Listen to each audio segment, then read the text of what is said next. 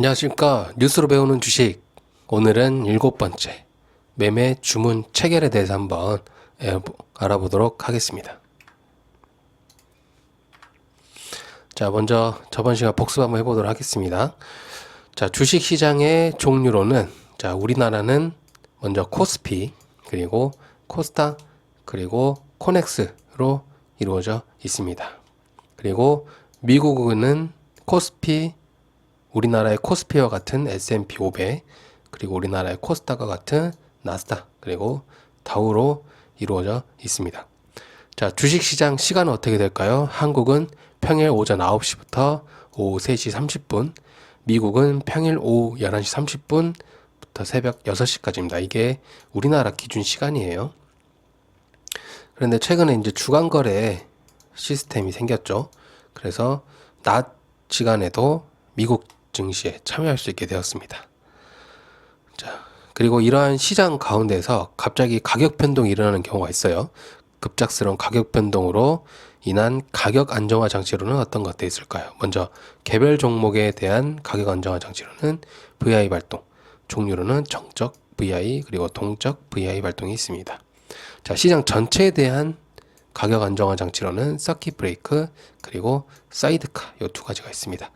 뭐 이러한 것들이 있다라는 정도만 알고 있으면 됩니다. 그리고 오늘 뉴스에 갑자기 뭐 VI 발동이 있었다, 뭐 서킷, 사이드카 발동이 있었다 하시면은 한번 왜 이러한 가격 안정화 장치가 발생을 했는지는 한번 확인을 꼭 해보셔야 합니다. 그것이 매수의 기회가 될 수도 있고요. 아니면은 지금 팔아야 하는 매도의 기회가 또 될 수도 있기 때문에 꼭 뉴스를 보시고 참고를 하셔야 되겠습니다. 자, 여기서 어떠한 투자자들이 들어있는지 바로 우리와 같은 개인이 있고요.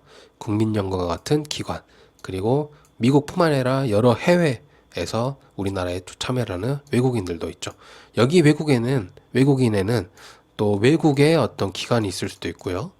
뭐 보험사, 뭐 증권사 이렇게 있을 수가 있습니다. 꼭 개인뿐만이 아니라요. 자, 그러면 우리가 여기서 어떤 주식을 좀 고르면 좋을까요? 먼저는 가치주, 기업 가치에 비해서 현재 저평가되어서 주가가 낮게 형성되어 있는 주식들을 쏙쏙 골라서 나중에 가치를 제대로 알아보고 시장이 평가를 했을 때 그만큼 가격이 오를 거 아니에요? 그러면 많은 수익을 얻을 수 있겠죠. 이런 가치주를 고르는 방법. 또한 성장주, 미래의 성장 가능성이 있는 종목들이 있겠죠. 예를 들어서 뭐 로봇도 있겠고요.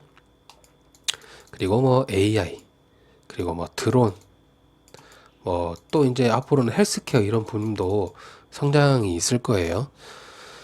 또는 이제 우량주, 조금 안정적인 종목을 내가 고르고 싶다. 물론 우량주에서 무조건 안정적인 건 아니에요. 하지만 보통 우량주가 안정적인 종목들이 많기 때문에 이런 우량주를 발굴해서 투자하는 방법도 있겠습니다.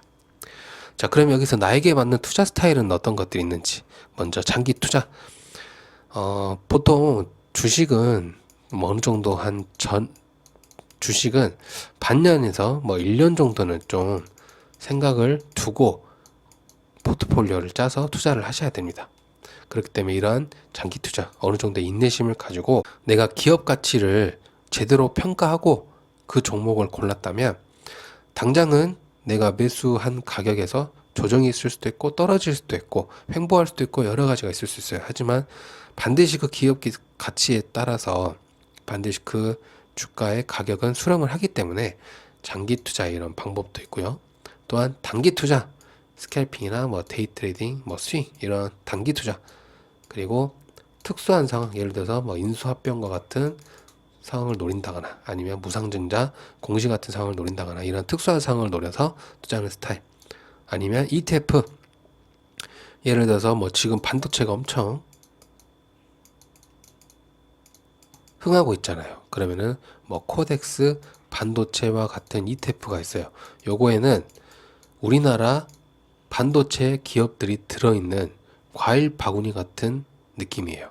뭐 SK 하이닉스, 뭐 삼성전자, 한미반도체 등등 이런 우리나라 반도체의 주를 이루는 종목들을 골라 담은 것이 바로 이런 ETF입니다.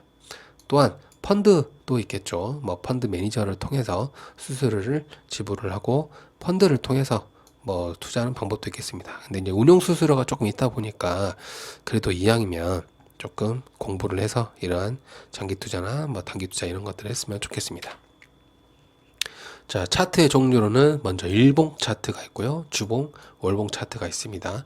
하루의 흐름을 나타내주는 일봉, 일주일간의 흐름, 그리고 한 달간의 흐름을 보여주는 봉 차트가 있고요.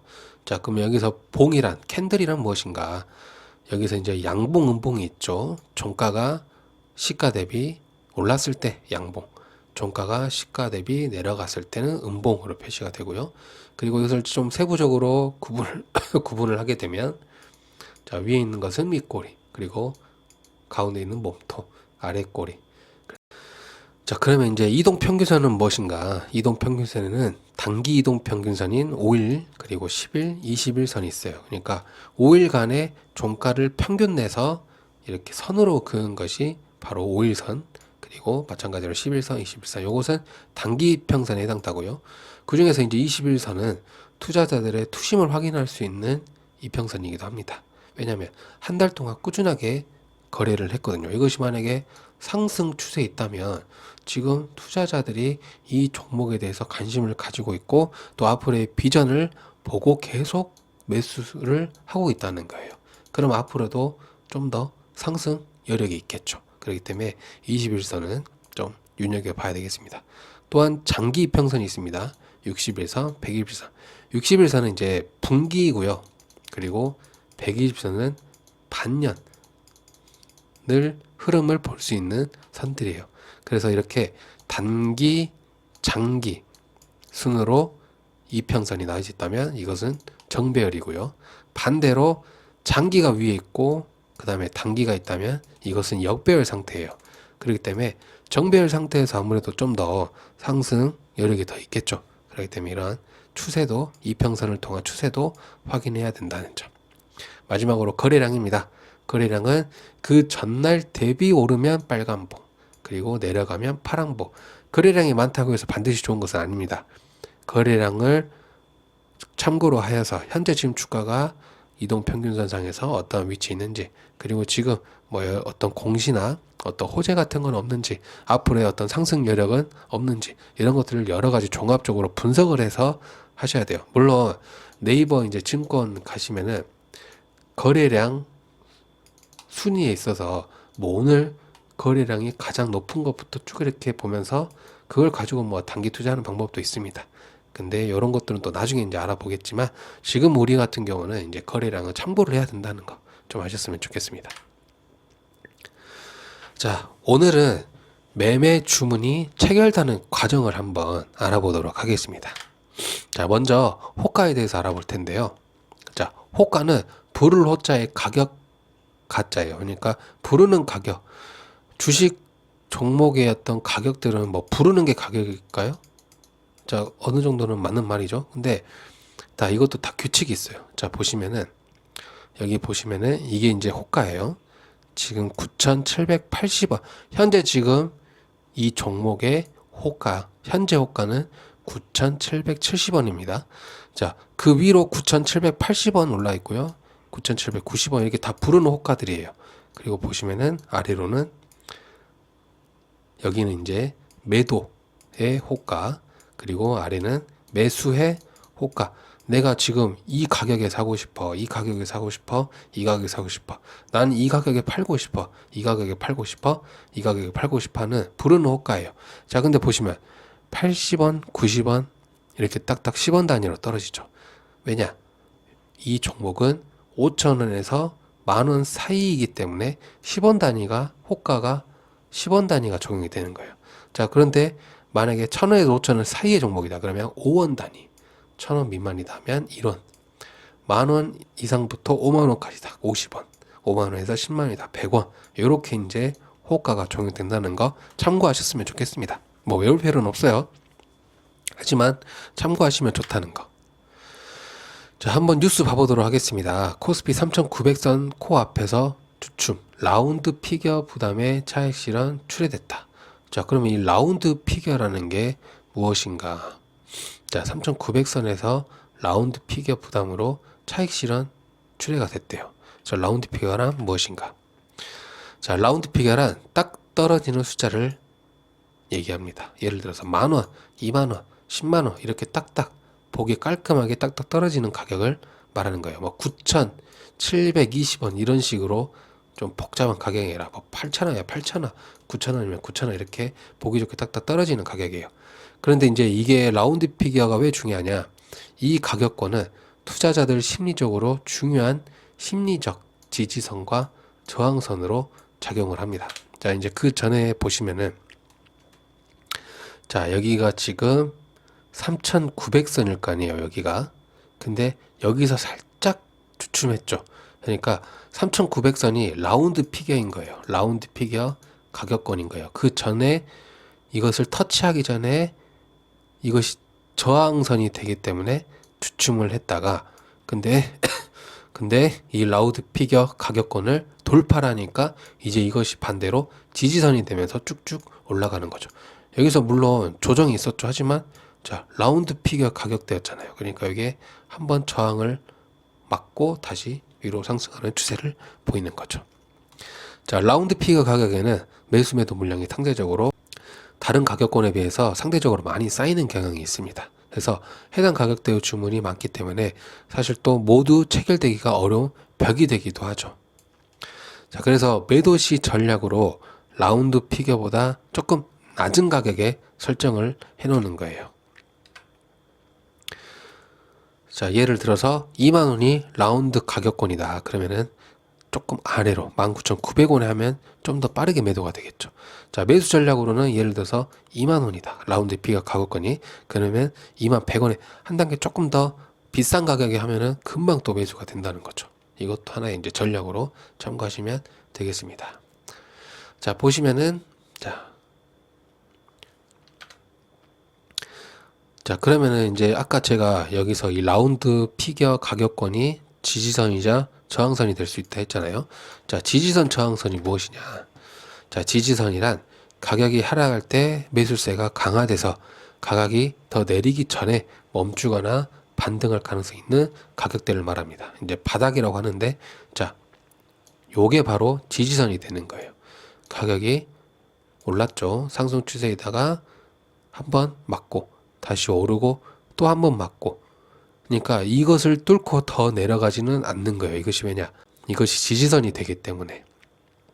하지만 상승 추세를 더 이어가려고 하다 보니 여기서 맞게 되죠. 여기서 맞게 되죠. 여기서도 맞게 됐잖아요. 이것은 또 하나 이제 저항선이 되는 거예요. 저항선은 가격이 상승할 때 매도세가 강화돼서 가격이 더 올라가기 전에 멈추거나 반락할 가능성이 있는 가격대를 말하는 거예요. 매수세가 여기는 강한 포인트라는 거죠. 이 지지선은 반대로 저항선 이 부분은 매도세가 강하기 때문에 더 올라가지 못하는 거예요. 하지만 이 저항선을 꿇게 된다. 그러면은 이제 이것이 하나의 또 새로운 지지선이 됨으로써 이것이 또 가격을 또 지지를 해주는 거죠. 이런 식으로 지지선 저항선이 있습니다. 자, 본격적으로 주문이 체결되는 과정을 한번 살펴보도록 하겠습니다. 자, 아까 이제 이 종목인데요. 보시면 현재 주가는 9,770원입니다. 자, 위에 보시면 이것이 매도 호가고요. 밑에는 매수 호가. 현재 9,770원. 위쪽은 매도, 그리고 아래쪽은 매수 수량. 그리고 이것이 서로 맞는 균형감에서 이제 주가가 이제 형성이 되는 거예요. 자, 한번 거래되는 그 과정을 한번 봐보도록 하겠습니다. 자, 9,770원에서 9,780원 가격에 1,600주의 매수가 1,600주의 매수가 자 들어온 거예요. 자, 그리고 매도 측면에서는 9,780원에 15,558주가 이제 그 쌓이게 되는 거죠. 자, 그러면 매수 주문이 들어오면 먼저 매도 잔량이 체결이 됩니다. 그러면은 매도 잔량인 15,558주가 체결이 되고요. 그러면 매수 주문 16,000주에서 15,580주 매도 주문 체결 제외를 하면 나머지 442주가 남게 됩니다. 그러면 자, 9,780원에서 체결이 됐고요. 자, 그러면 그 다음에 가격권인 9,790원, 이 442주는 다음 가격대인 9,790원에서 매도 전량이 체결이 되는 거예요. 그러면은 9,790원 가격대에 원래 있던 매도 주문이 24,373주였고 이 중 442주가 체결돼서 23,931주가 남아요. 자, 이로 인해서 9,780원에서 9,790원으로 이제 가격대가 이렇게 상승이 되는 거예요. 좀 어렵죠. 사실 저도 어렵게 얘기했는데 아무튼 이런 식으로 매수와 매도 이러한 거래가 체결되면서 가격이 오르는 거죠. 자, 결국에는 대량의 매수세가 유입이 되면 위에 있던 매도 전량이 거치게 되면서 주가가 이제 위로 올라가는 거예요. 자, 매도는 반대로 생각을 하시면 됩니다. 대량의 매도세가 유입되면서 아래에 쌓였던 매수 전량이 하나씩 사라지면서 뚫고 내려가는 거예요, 가격권이. 자, 아까의 반대 상황으로 생각을 하시면 되겠습니다. 근데 이거를 뭐 체결 과정을 우리가 뭐 이러한 과정이다라고 뭐 굳이 뭐 분석하고 연구할 필요 없어요. 자, 이런 식으로 대충 이루어진다라는 것만 생각하시면 돼요. 자, 그러면 이러한 주문 체결 과정에서 어떤 원칙들이 적용이 되는지 한번 알아보도록 하겠습니다. 자, 가장 첫 번째로 적용되는 원칙은 바로 가격이에요. 매수 시에는 더 높은 가격에 주문한 것이 체결되고 매도 시에는 더 낮은 가격에 주문한 것이 우선 체결됩니다. 매수 사려고 할 때에는 높은 가격이 먼저 체결되고요. 팔 때에는 싼 가격이 먼저 체결이 됩니다. 자, 만약에 가격 그 다음에 무엇이냐? 바로 시간이에요. 자, 동일 가격에 여러 주문이 들어왔을 때는 먼저 접수된 주문이 나중 접수된 주문보다 먼저 체결이 됩니다. 같은 가격일 때 먼저 접수된 주문. 자, 시간 그 다음에 수량이에요. 동일 가격 및 동일 시간에 접수된 주문들 사이에서는 수량이 많은 쪽이 먼저 체결되는 거예요. A라는 사람이 1000주를 매수 주문했어. B라는 사람은 980주를 우선 주문했어요.